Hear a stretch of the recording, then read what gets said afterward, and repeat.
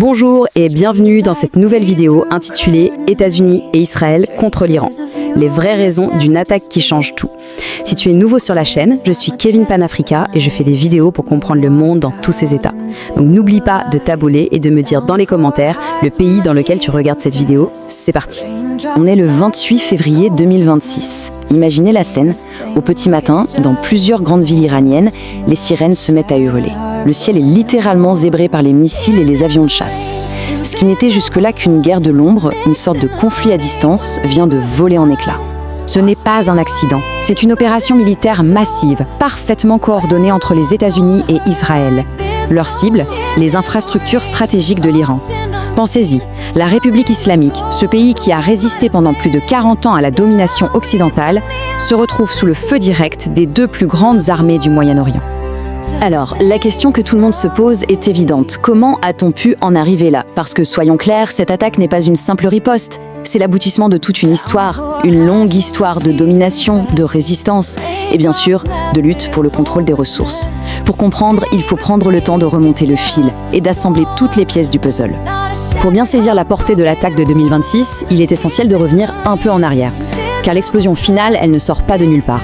En réalité, tout s'est joué dans les années qui ont précédé, particulièrement en 2024 et 2025, où les règles du jeu ont radicalement changé. On assiste à une sorte de dialogue, mais un dialogue par la violence.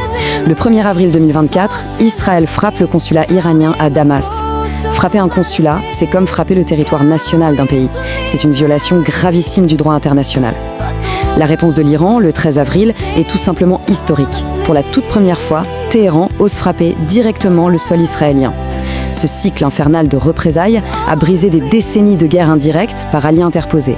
Mais tout ça, ce n'était en quelque sorte que l'échauffement.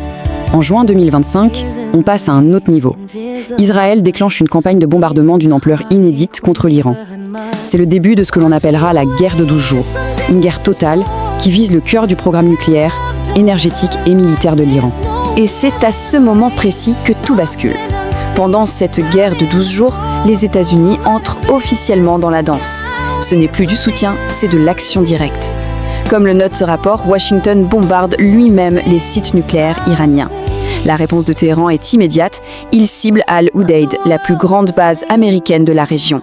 La confrontation directe avec les deux puissances est désormais actée. Bon, on a vu la montée en puissance militaire. Mais il faut comprendre que cette guerre n'a été possible que parce qu'on a méthodiquement détruit le chemin de la paix. Il y avait un cadre diplomatique conçu pour l'éviter et il a été saboté. Souvenez-vous, en 2015, il y a eu un immense espoir, la signature du JCPOA, l'accord sur le nucléaire iranien.